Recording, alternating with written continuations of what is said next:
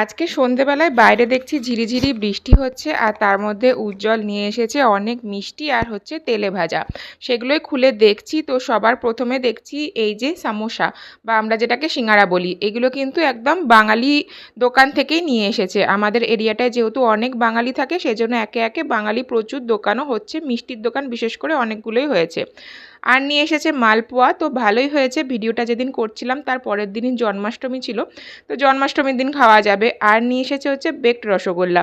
এর আগে অবশ্য আমি বেকড রসগোল্লা খাইনি, তো একটুখানি টেস্ট করে দেখলাম, খেতে অনেকটা রাবড়ির মতন। আর নিয়ে এসেছিলো ছানার এটা হচ্ছে ল্যাংচা। এটাও খেতে ভীষণ ভালো ছিল। তো আমি প্যাকেটে করে নিয়ে এখন ভরে দিচ্ছি ফ্রিজে। এতগুলো মিষ্টি খাওয়ার মতন এখন অবস্থা নেই। আর তোজোর জন্য নিয়ে এসেছে হচ্ছে ললিপপ। তো এই হচ্ছে আমাদের আজকের সন্ধেবেলা তেলে ভাজা আর মিষ্টি। তেলে ভাজা দিয়ে চা বৃষ্টির মধ্যে জাস্ট জমে গিয়েছিল।